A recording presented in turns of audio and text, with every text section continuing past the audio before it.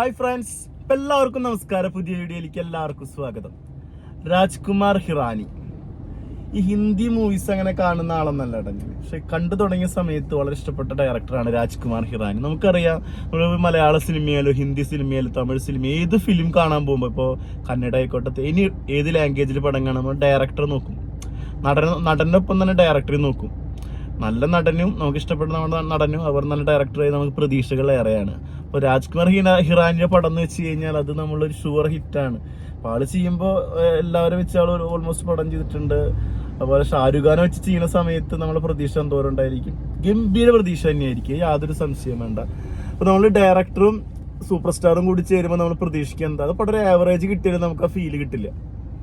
പടം ചിലപ്പോൾ ആവറേജ് ഉണ്ട്, പക്ഷെ ഇവർ രണ്ടുപേരും ഒന്നിക്കുമ്പോൾ നമ്മൾ പ്രതീക്ഷിക്കുന്നത് വേറെ രീതിയിലാണ്. ഇപ്പൊ സലാർ മൂവി ആ റേഞ്ചിൽ ഞാൻ പെടുത്തും നമ്മൾ പ്രതീക്ഷിച്ച സാധനമല്ല കിട്ടിയത്. അതൊക്കെ ആവറേജ് പോലും തോന്നിയില്ല ചിലപ്പോൾ, പക്ഷെ ഞാൻ ആവറേജ് ഫീലിരുന്ന് കണ്ടെന്ന് മാത്രം.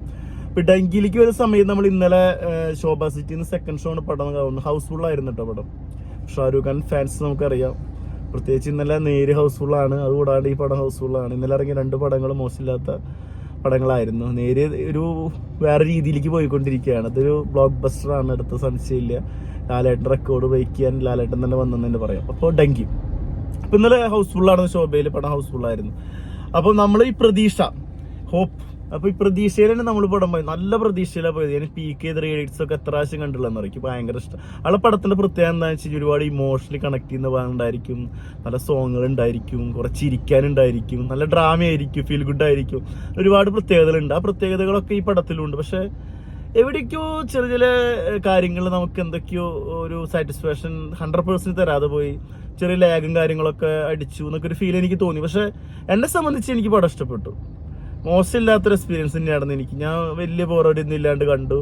എനിക്ക് ഭയങ്കരമായിട്ട് ഇഷ്ടപ്പെട്ടു. പക്ഷെ എന്നാലും ഞാനൊരു PK 3 Idiots ഒക്കെ പ്രതീക്ഷിച്ച് പോകുന്ന ആളുകൾ ഒരിക്കലും അങ്ങനെ പ്രതീക്ഷിക്കേണ്ട കാര്യമില്ല. ഡിഫറെന്റ് ജോണറുള്ള ഫിലിമാണ്. എന്നാലും ഞാനതൊക്കെ പ്രതീക്ഷിച്ചാണ് പോയത്. അപ്പൊ അതിന്റെ ഒരു ചെറിയൊരു ലാഗും കാര്യങ്ങളൊക്കെ പല സ്ഥലത്ത് തോന്നി. ഈ പടത്തില് ഇവർ 4 പേര്, ഷാരൂഖ് ഖാൻ, 4 ഫ്രണ്ട്സാണ്. പഞ്ചാബിൽ ഒരു ഗ്രാമത്തിൽ നടക്കുന്ന കഥയാണ്. ലണ്ടൻ സ്വപ്നം കാണുന്നു. ലണ്ടനിൽ ഇപ്പോൾ ഒരുപാട് റീസൺ ഉണ്ട്, 4 പേർക്കും റീസൺ ഉണ്ട്. അപ്പോൾ അതായിട്ട് കണക്റ്റഡ് ആയിട്ട് സ്പോക്കൺ ഇംഗ്ലീഷ് പഠിക്കുന്നു. അത് കോമഡി ഒക്കെ ഗംഭീരമാണ്. പഠിപ്പിക്കുന്ന സീനൊക്കെ നമ്മളൊക്കെ പണ്ട് സ്പോക്കൺ പോയ സമയത്തേക്ക് ഓർമ്മ വന്നു. ഭയങ്കര രസമായിട്ടുണ്ട്. എല്ലാവരും കണക്ട് ആയി ഓരോ സീനുകളുണ്ടാവും. അതായത് എൻ്റെ ഫ്രണ്ട്സിനൊക്കെ വിളിച്ചു, ഗ്രൂപ്പ് ഉണ്ട്. അപ്പോൾ അതായിട്ട് കണക്ട് ചെയ്തിട്ട് ഞാനിതൊക്കെ വോയിസ് ഒക്കെ ഇട്ടിരുന്നു. എല്ലാവരും ഭയങ്കര ചിരിയാണ്. സബ്ജക്റ്റ് വെറുതെ എന്നൊക്കെ പറഞ്ഞ സീനൊക്കെ ഉണ്ടല്ലോ, 2 മിനിറ്റ് സംസാരിക്കാൻ പറഞ്ഞൊരു സബ്ജക്റ്റിനെ കുറിച്ചൊക്കെ, അത് ഭയങ്കരമായിട്ട് ചിരിച്ചു പറ്റി. അങ്ങനെ ഇവര് പോകുന്നത് ഡങ്കി വഴിയാണ്. ഡങ്കി വഴിയാ പോകുമ്പോൾ എന്ന് വെച്ച് കഴിഞ്ഞാൽ പഞ്ചാബിൽ നിന്ന് ഒരുപാട് സ്ഥലങ്ങൾ താണ്ടിയിട്ട് വേണം. അതിന്റെ ഹെവി റിസ്ക് ആണ്. 25% മാത്രമേ ഹോപ്പുള്ളൂ എന്നൊക്കെ പറയുന്നുണ്ട്. ഇതിന്റെ അത് ഇത് സജസ്റ്റ് ചെയ്യുന്ന ആള്. പക്ഷെ ഇവരെ റിസ്ക് എടുത്ത് പോകുന്നൊരു വെള്ളത്തിന്റെ അടിയിലൊക്കെ കുഴലൊക്കെ വെച്ച് ശ്വാസം കിട്ടുന്ന സീനൊക്കെ ഉണ്ട്. അവിടെ ബോർഡറിൽ ഏത് ബോർഡർ എന്നറിയില്ല, പാകിസ്ഥാൻ ബോർഡർ, അഫ്ഗാനിസ്ഥാൻ ബോർഡറൊക്കെ വെടിവെക്കുന്ന സീനൊക്കെ ഉണ്ട്. അത് കഴിഞ്ഞിട്ട് അവർ വേറെ ബോർഡറിൽ പിടിക്കപ്പെടും. അവിടെ ഉണ്ടാകുന്നൊരു സംഭവമൊക്കെ ഉണ്ട്. അപ്പൊ ഭയങ്കര രസമായിട്ടുണ്ട്. കുറെ സീനുകൾ, അവർ 2 പേരെ അവിടെ വെടിവെച്ച് കൊല്ലുന്നൊക്കെ ഉണ്ട്. 4 പേരാണ് പുറപ്പെടുന്നത്. അതൊക്കെ നമുക്ക് ഭയങ്കര വിഷമം വരുന്ന ഒരുപാട് സീനുകളൊക്കെ ഉണ്ട്. ഞാൻ അവിടെ എത്തുന്ന, അവിടെ അനുഭവിക്കുന്ന കുറെ കാര്യങ്ങൾ, അതായിട്ട് പിന്നെ തിരിച്ചു വരുന്ന സീനൊക്കെയാണ് പടത്തിലുള്ളത്. തിരിച്ചു വരുന്നതിനിടയ്ക്ക് ഷാരൂഖ് ഖാൻ സബ്സിയായിട്ട് കുറെ ചില ഇമോഷണൽ സീനുകളുണ്ട്. ഭയങ്കര രസമായിട്ടുണ്ട്. തിരിച്ചു വരുന്ന സീനുകളിലും കുറെ സംഭവങ്ങളുണ്ട്. ഡോങ്കി എന്ന് പറയുന്നുണ്ട് വെച്ച് കഴിഞ്ഞാൽ അതൊരു 25 വർഷത്തിന് ശേഷം വീണ്ടും പഞ്ചാബിൽ തിരിച്ചു വരുന്ന സമയത്തുള്ള വിസ സംബന്ധമായിട്ടുള്ള കുറെ കാര്യങ്ങളൊക്കെ കുറെ സംസാരിക്കുന്നു. ഈ പടം കണ്ടത് എഴുതി കാണിക്കുന്നുണ്ട്. കുറെ ഭയങ്കര സംഭവമാട്ടോ. സമകാലിക പ്രശ്നങ്ങളൊക്കെ ഇപ്പോഴത്തെ കാലഘട്ടത്തിൽ കൊണ്ടുവരുമ്പോൾ കുറെ സംഭവങ്ങൾ കണക്റ്റഡ് ആവും.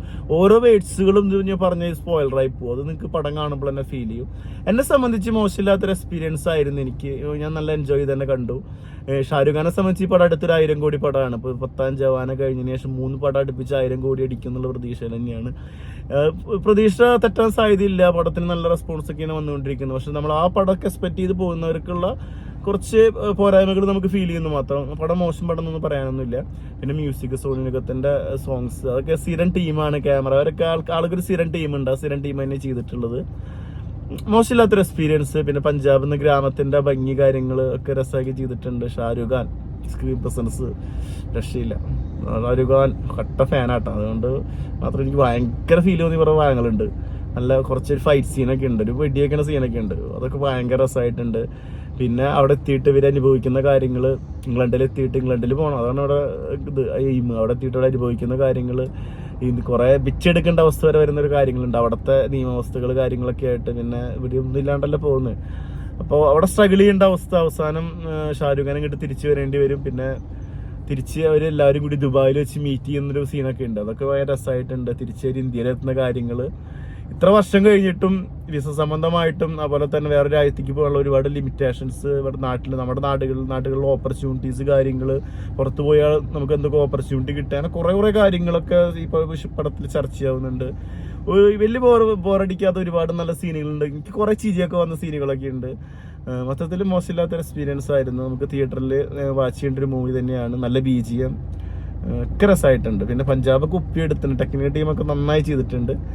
ശരിവേ മറ്റുള്ള പടങ്ങളെ വെച്ച് അപേക്ഷിച്ചിട്ട് ആ ഒരു ഫീലൊക്കെ പ്രതീക്ഷിച്ച് പോകുന്നവർക്ക് അത്രയ്ക്കാണ്ട് ആ ഫീല് കിട്ടില്ലെന്ന് മാത്രം എന്നെ സംബന്ധിച്ച് എൻ്റെ പേഴ്സണൽ ഒപ്പീനിയൻ തോന്നുന്നു.